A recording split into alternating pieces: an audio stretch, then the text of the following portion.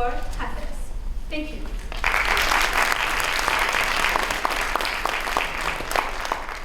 Well, can I just begin by saying how really thrilled I am to be here with you today, and thank you for the invitation. We are going to have a lot of fun. Now, I've got my PowerPoints and my resources and facilities for this lecture, and my notes here. This is it. This is a ball, and symbolically what I'm going to do is to show that this is a shared experience. And I'm going to do something that I've never done before, because in the United Kingdom it breaks health and safety regulations. And health and safety is well on its way to strangling everything that's interesting and innovative and creative and good in the interest of making us all safe. Ultimately, I think they'd like everyone to be dead, because when one's dead, one can't die again, and then they'd know that they'd done their job. So symbolically, I'm passing the ball.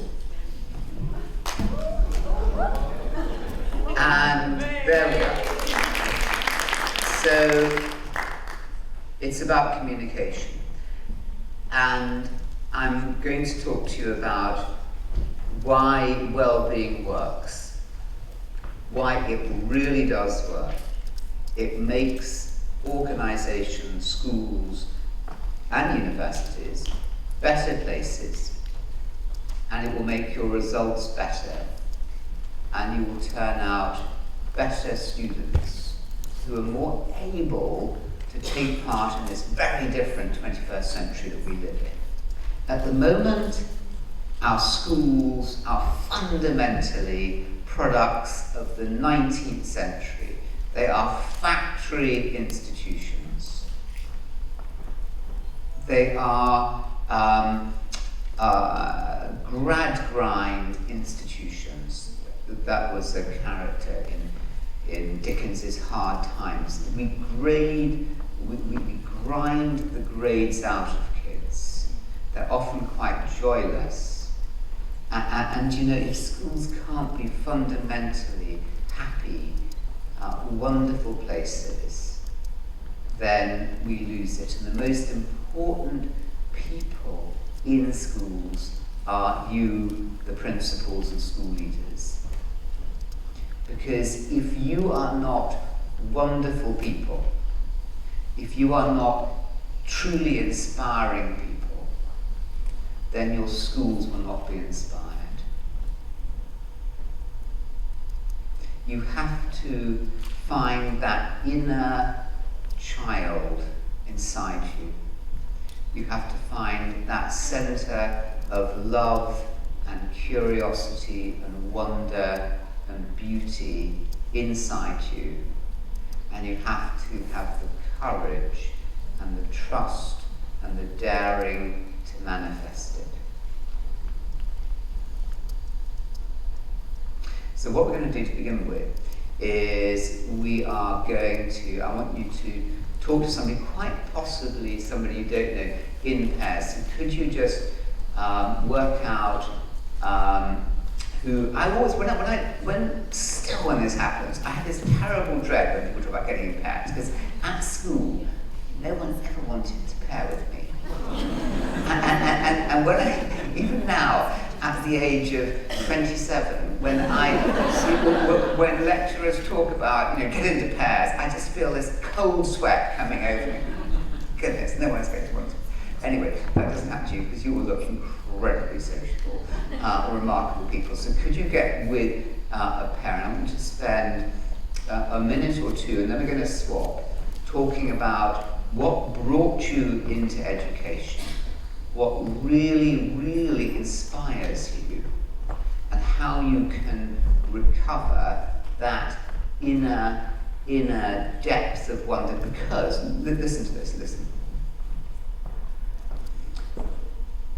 Teachers heads, principals, school leaders retire at the age of 60 or 65 or whatever it is, and they can often have this terrible realization that they blew it when they had the chance, when they had the power, partly because they'll say, what will they say? That they never had the time. I love that. They never had the time to really recollect and recall what was the magic of education that brought them into the profession. And by then, let's face it, it is too late. They might go on and become governors or be great grandparents to their grandchildren, but now you have the time. So in pairs, I want you to talk, and this is a lot of trust, and men are not so good at this sometimes as women, talking from the heart. By the way, guys, that's the thing here, right? It's the thing that ticks away, and it's the thing that actually makes you what you are, makes you distinctive. And men spend their entire lives trying to cover it up and pretend that it doesn't exist because it's kind of embarrassing, and it's not really very male to be tough. And some female leaders think they have to emulate that same male cold-heartedness. But as school leaders, you must be the most gentle, beautiful people. And I'll tell you what, you all are, if you can remember how to get back there. So just talk in pairs to the person about what brought you into school leadership. It might be administrators, that's great too. Just talk and just share across to the other person what brought you in, and then after 90 seconds we'll swap. So anyone not got a pair? You are just like me. Okay, so hands up if you don't have a pair. And there's a lady here who doesn't have a pair. Hands up. There we are. Yes. Yes. Great pairing. Hands up anybody else who doesn't have a pair. Lady here doesn't have a pair. Anyone else got a pair? Hands up. Can you join a threesome? Hiya. Can you join a three?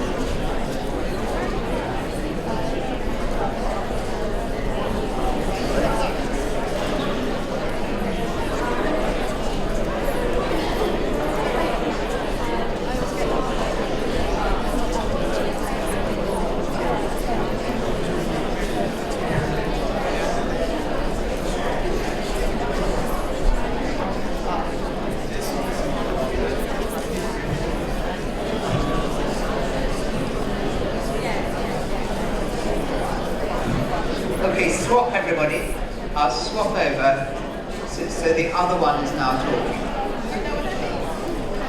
So we're swapping now, and we're swapping over.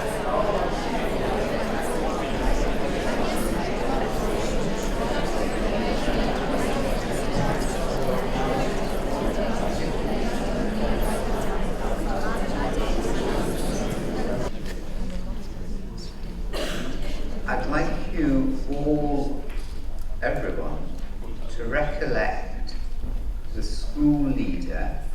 It might actually have only been your form teacher, a class teacher, or a principal when you were a child or when you first became a teacher who you loved and admired?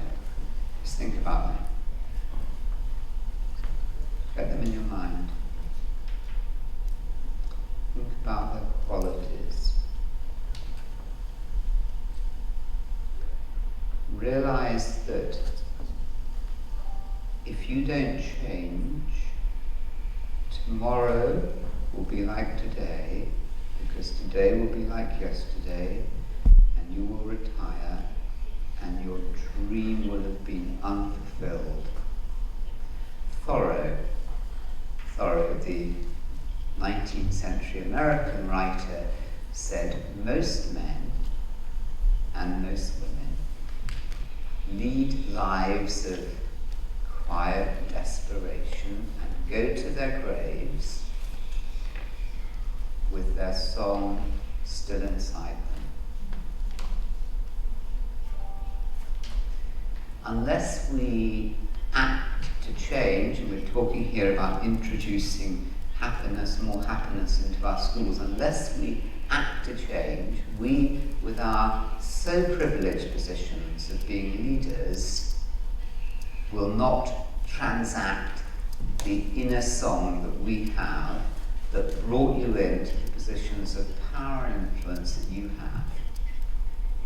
Okay? Now, the point about time is this. Those who've worked with me know that I use stillness a lot. Stillness is very important. We always have time, but we waste most time. Most meetings could be over very quickly. Most conversations, because we come in like this, we don't quite know what we want to say, what we're trying to do. If we're just calm, considered, we can just do it, say it, it's done. There's unbelievable amounts of time in all your lives. So stillness is important. It speaks, we were just hearing about mindfulness earlier. I've meditated for ever since I finished being an undergraduate the year after. So it's absolutely integral to my life. It's there in every single faith and no faith. It's not a particularly, it's both religious but not religious. So if you're not religious, don't feel that you're embracing something that's alien to you. It's just natural. So everyone close their eyes.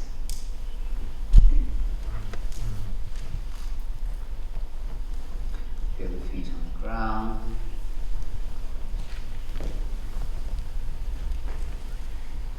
Let go into that chair. Just let the whole body relax.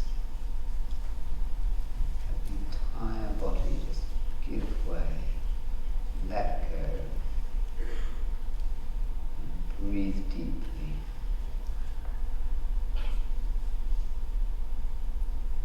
And exhale. Stillness is a journey into simplicity and clarity and effectiveness and joy. So just inhale and exhale. It's coming to the count of 3, coming in 1, 2, 3, and hold it. Out, 1, 2, 3, 4, and 5. And just listen to all the sounds. Just keep the eyes closed and recognize that if you were to find your song, your inner song, what your supreme and unique self is, and the impact that you can make to transform, to be a transformative leader, it will come out of stillness.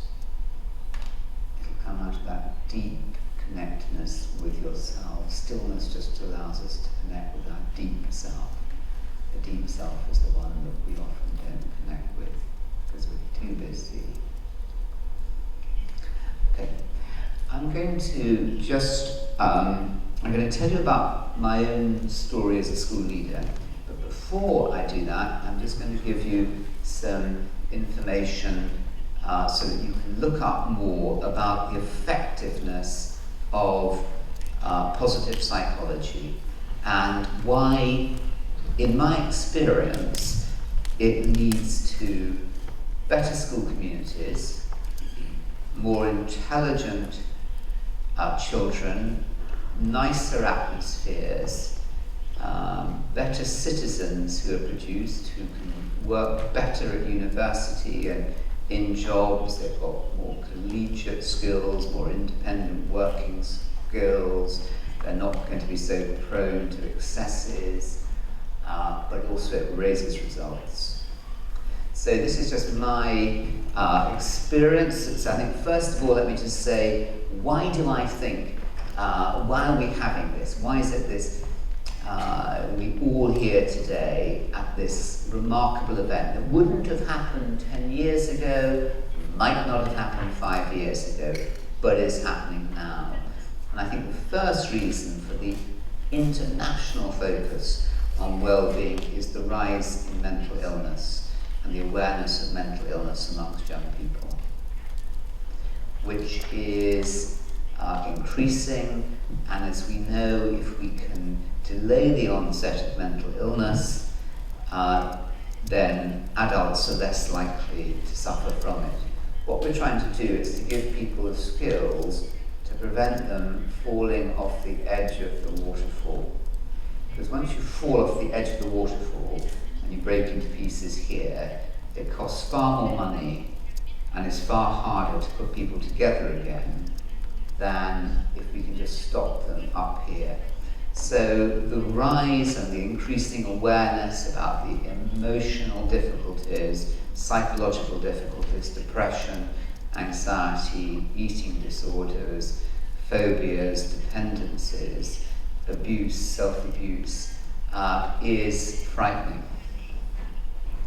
And somehow we thought that with a more prosperous world, where many now have food and shelter and healthcare, that the problems of unhappiness that we had assumed were the products of deprivation would disappear. But now it's almost as if they're products of affluence. And if they are, it's because we lose touch with ourselves. So, and true values and parents do too. So firstly, rise in mental illness. Secondly, the evidence about the effectiveness of positive psychology. So I would point you to, for example, very quickly, look them up, the University of Pennsylvania resilience work, the 18 and more random controlled tests showing the impact of this, so Penn Resilience Program. Secondly, David Denning's work, D-E-N-N-I-N-G at Harvard. I was talking about this in the Times in London last week. This is absolutely stunning. He has shown that the increase in jobs in the United States since 1980 are in those very jobs that are not the jobs that are being tested by exams, that PISA salivates and loves, and national governments love, but it's actually the jobs that are growing are the soft skill jobs. In other words, our schools and our governments across the world are getting things fundamentally wrong. It's absolutely shocking what's happening, because computers can do many of the pure mental processing. We are teaching in our obsession with literacy and numeracy and science as the only validators of what happens in schools. We are teaching young people precisely the skills at which computers can operate and do far more successfully. what's patronisingly called the soft skills of creativity and teamwork and collegiality and politeness and civility and leadership and running committees and working in groups and finishing jobs on time are not being recognised. PISA's changing a bit, as you may know. So all this evidence. Then there's Professor James Heckman's work about the non-cognitive skills which are both malleable and increase education performance. So we've got Penn Resilience, we've got David at UPenn, we've got David Denning at Harvard, we've got Professor James Heckman, we've got Angela Duckworth at Pennsylvania, her work on grit, which is equally important as IQ in educational attainment. Lee Waters, Public Health England, showing that with 7-year-olds, we had a question about primary in the first session, 7-year-olds who have better emotional well-being do better at tests. So then what can we do about it? Well, what can we do about it? We can do a whole number of things. Resilience, first of all, let me just go through 4. Resilience, and there you might want to look up, you probably know them already. Bounce Back, How to Thrive UK, the Penn Resilience Programme.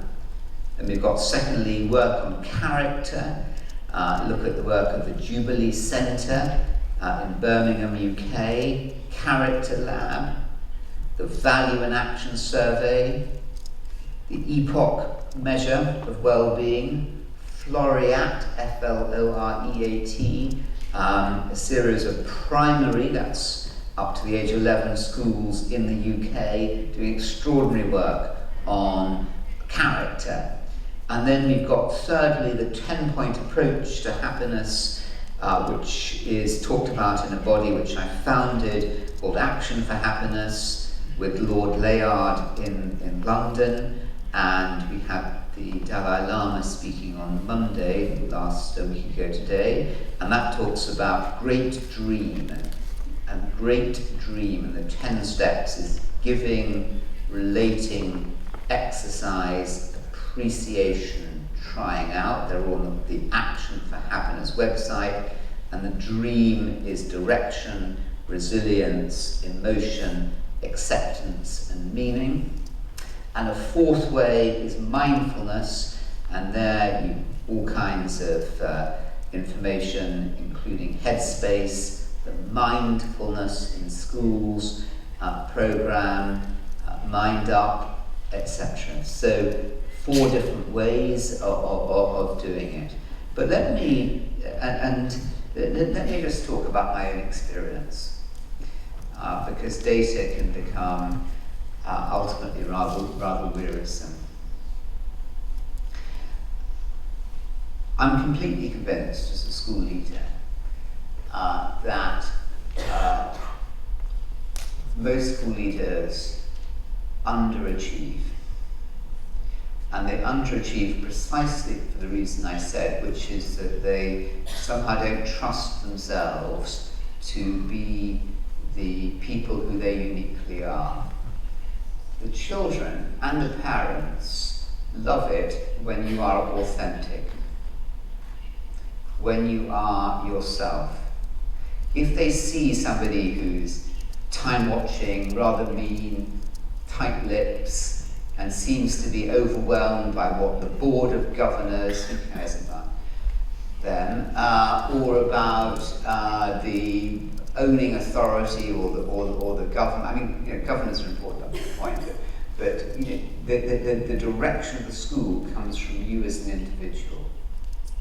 And what you can do is you can enormously boost the performance of your school in every way and make it a much happier place, turning out much more moral. Let me repeat that: more moral, more grounded, more healthy, physically and psychologically young people. You can do all of that if you want to do. What's stopping you? What's stopping you is inertia. Lack of information. You've now got the information. I'm telling you what you can do. The whole day today is telling you what you can do. So I took over a school 20 years ago. I became acting head of a school, and then I took over another school called Brighton College, and I was convinced that the mission of a school is not just exam results. I was very, very interested and persuaded by three great people. One is Howard Gardner at Harvard, with his theory of multiple intelligences, and the idea that the mission of a school is that you lead out. Education means you leading out, whereas most schools actually narrow people down to a finishing point of your grades, and somehow you think then you've done your job. And you can weigh the bits of paper, and you can get a letter from your chair of board or head of the owning authority of your schools, and you think you've done a great job, but you haven't. Okay? Education is about an opening of the mind and the soul and the heart of young people and your teachers. And if you are not on that journey yourself, never, ever, ever, ever will they be able to do it.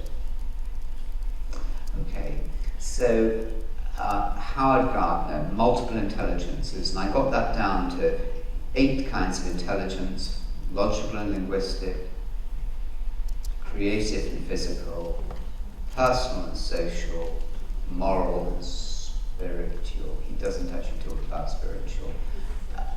Well, he's a bit, maybe now I kind of pushed him in that direction, but he's not.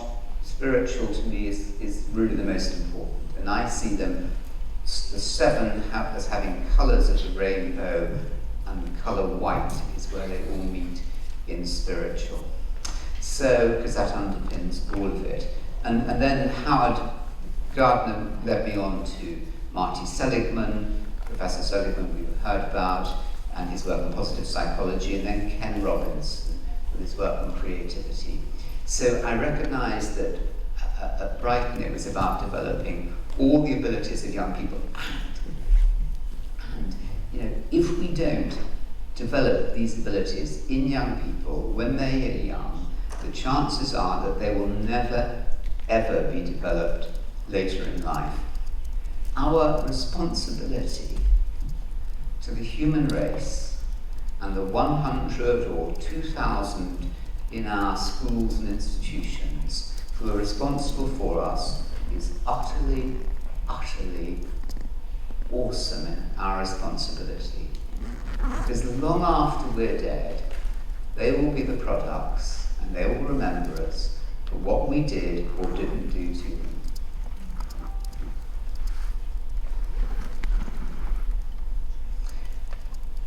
Then I came to Wellington, where I've just left after 10 years, and I loved telling our Education Secretary in Britain, called Michael Gove, about this and his predecessor. We started off at 256th on the league tables, and we finished up at 21st.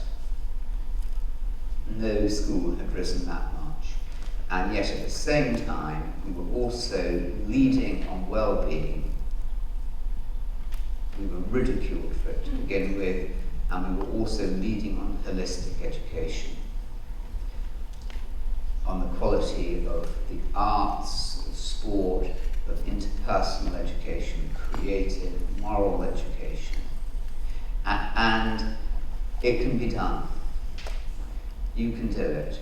The only thing stopping you doing it in your institutions is your belief that you can't do it.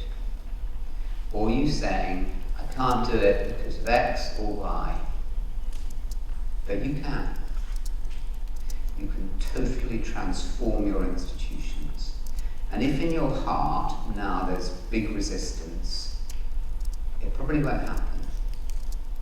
but you will look back when you're 67, 72, and think, you know, I had the most beautiful, sublimely wonderful job in the universe to transform the lives of children. And who amongst us doesn't believe that that's a sacred journey? And I somehow didn't fulfill my potential because I was worried there wasn't time. I had too many forms to fill in. You can do it and support each other and go for it. And now go for me with questions. Thank you.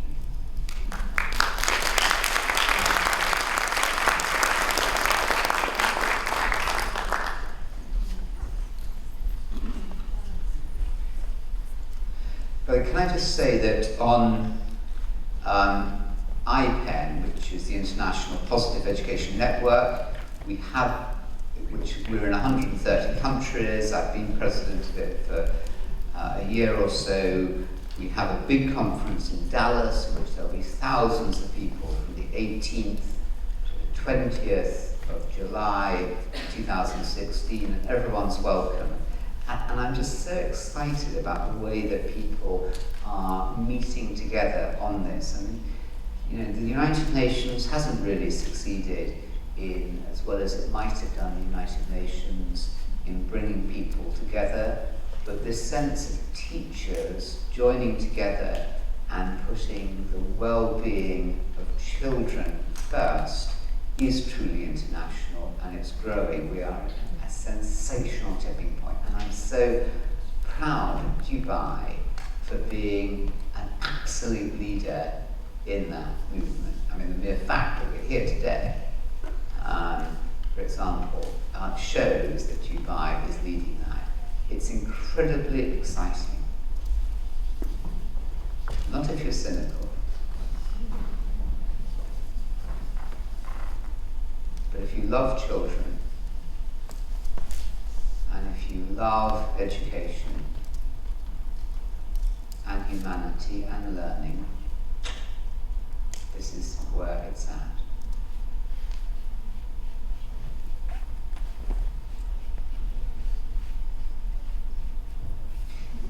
And I'm sorry I didn't pass the ball to you. That's what it's okay. Thanks for your inspirational speech. And A mic is. I want to have a non-gender specific name for Mike. Thank you. Madge, yeah. I just wanted to ask you, what was the ridicule you referred to about when you first started this work, and how did it transform? Well, the ridicule, I think, came from some people in the media. I won't talk too much about Britain because lots of you are not British, but there's a newspaper group in Britain called The Mail, and The Mail really are opposed to anything that is wholesome and good and nice, because they think it's got to be a plot, or something cynical. We hit hearing beautifully there in that fantastic last speech about the negative. So people said, okay, the lines of attack were psychobabble. Well, I think the work of these very eminent psychologists around the world shows that it can be psychobabble if you do it wrong. That's why I like grounded optimism. You know, you have to ground young people in what they can achieve. Expectation theory has been probably the most important thing that I've done. I've now just taken over a university where people think we can't do it. We can, but it has to be grounded. So yes, there's a lot of Californian twaddle around, well, not just from California, but from other places too, around this kind of psychology, but there's a lot of excellent work too. So you know, queering the academic basis. Secondly, querying whether that's what schools should be doing. You know, I mean, come on, you know, we're here to get, you know, people their mathematics, and we're not doing well on the PISA table. You've got to grind on, force the facts into them. Test, test, test, test. Fear, fear, fear, fear. So that it was seen to be a distraction. That one was smashed to smithereens by Wellington's zipping up the league tables much quicker than anybody else. And the third one was people questioning whether happiness was in fact rather a self-indulgent thing to be. You know, there's so much sadness in the world, happiness very self-centered, shouldn't we be encouraging people to look after others, serve other people, rather than just this self-narcissistic obsession with happiness. That was the third line, if I differentiated those clearly enough. And, you know, that confuses happiness with pleasure. I talk about this in a book I wrote called Beyond Happiness, saying that a lot of happiness, when it means just pleasure, is narcissistic. And it's the belief that ever more acquisition of material or titles is going to make us feel better. Actually, only one thing is going to make us feel good, which is harmony with ourselves and with other people. And that's happiness. And happiness comes, for example, from one of the points on the action for happiness list is giving. So if you want to feel good, you know the answer to this, do good. I mean, it's just a law of life, as secure as the laws of physics. If you feel down and you want to come out of it, do good to others. And you will inevitably be lifted inside. As you will also be, by the way, if you take exercise and look after your body well, which is why we put so much stress on helping children to learn about moderation and exercise and looking after their bodies. I mean, you know, it's ridiculous. People get new cars and new gadgets and they pore over them, the manuals. We get our bodies, but our schools never tell us how to look after our bodies, or even how to sit and stand properly so that we don't develop back strain, or we don't develop tummy aches or gut rots. They don't teach us how to breathe properly, so we're breathing right down from deep here. So it's also about helping people learn how to. So those were the things, those were the lines of attack. And there was a lot of nastiness about it. And it was lovely, just kind of overcoming it in a nice way. No triumphalism. But that was the journey. And it's good, I think, in all the work about positive psychology, not to be dewy-eyed about it, but to be, always thinking about it and thinking, whether it works. But some of these core points, such as the development of the inner goodness of character, and learning how to look after our own body, and service to others, giving young people opportunities to serve others. We all know in our schools, the worst behaved girl or boy, you give them something to do where they're looking after somebody who's maybe lost a brother or somebody, and suddenly their behaviour totally transforms, because now they don't feel rejected, they feel accepted and they have a role. So there are real things, but I think always to be thinking about all of this. It worries me when people suddenly embrace all this as the panacea to everything. It's got to be really well thought through and brought in for every culture and every school. But the heart of it goes with the brain of human nature over millennia, because the work is grounded in wisdom of the ages. Hi, thank you. It's obviously something that's very passionate for you, and you've got lots of experience. No, I'm not really passionate about it, actually. This is I was just wondering, for some of our principals and leaders, it would be quite, sort of knowing where to start. Is there some sort of like practical step that you could maybe share for principals to take away and actually start this in their schools, or sort of 3 top tips? Or Yeah, no, that's a very good point. Okay, so how to begin? I think a top tip would be for the principal to learn more about all of this and to devise your own implementation plan in your own school or environment, different for primary. I think that would be my first tip. My second would be to begin with the teachers and try and get the teachers themselves just being less like that. Just look at these hands. A lot of people in every school, represented by all of you here, they'll be like that. And the more you can just encourage them just to open out and to breathe and to remember the joy of what they're doing will help, perhaps more than anything, come down to the children. Because children, as we all know, in Dubai and in China and in Australia and in Greenland, though I've never been to Greenland, so that is just a big fib. I just made that up, but I bet you it's true in Greenland also. Kids never listen to what we say as adults, they listen to what we do.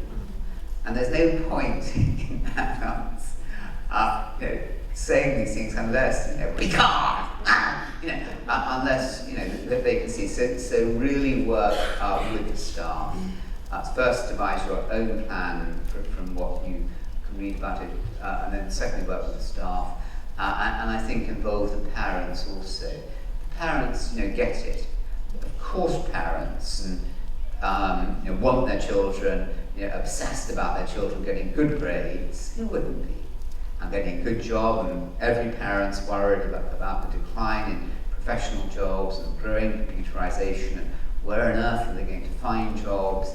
And they've got to get into London University or into Princeton or into wherever, and if they don't, it's Armageddon. But they also, every parent also wants their child to be happy.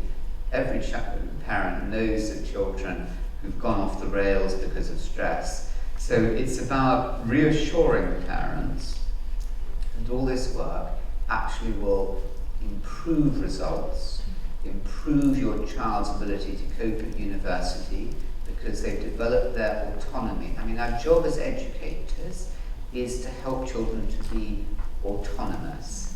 And school regimes the world over infantilize children because they don't trust them. They're drumming this information into them, and they're not letting children breathe, make mistakes, learn for themselves. They're far too keen to tell them the right answer rather than let them discover the right answers. So it's working with parents who instinctively get it, even the most driven. And by the way, the parents themselves will start changing too, because their children are driven because they're driven. And a lot of parents are very, very mucked up. They're not enjoying life. They're just desperately anxious all the time about missing out. And so it just helps people get back to a level of naturalness.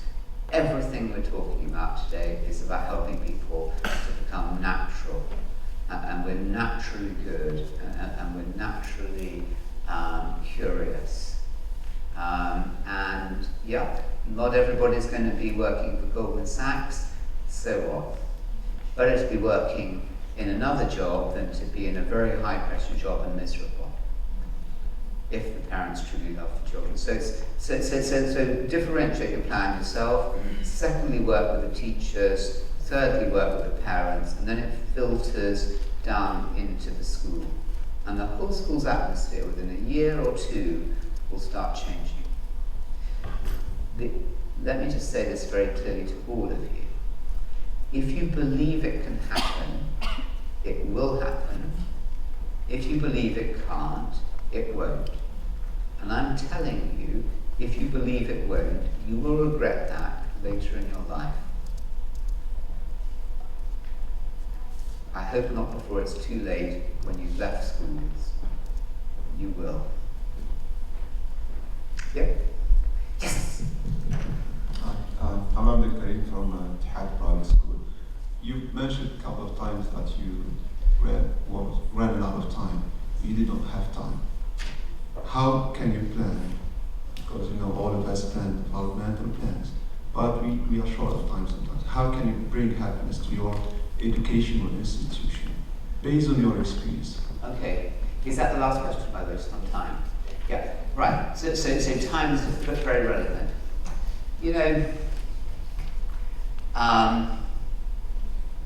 Think of everyone now, everyone, including the people that are looking at me as if you are concentrating, but you're not. I'm always thinking that myself. Think of the person who you think is the most efficient person that you know. Maybe now, maybe in the past. Okay. I bet you that efficient person will be somebody who's actually very sorted, very calm and reflective, because they've simply worked out what it is they're going to be doing. Most of us waste massive amounts of time having emotional battles and intellectual nonsenses. It's about being smart. It's about being very smart and effective. It's becoming a smart worker rather than a overly hard worker. And if you can learn to be smart, you will have acres of time. And by the way, all of you need to get out more. Who in the last month who has a partner has been out on a date with your partner? Hands down. I can tell that because you've all got a big grin on your faces.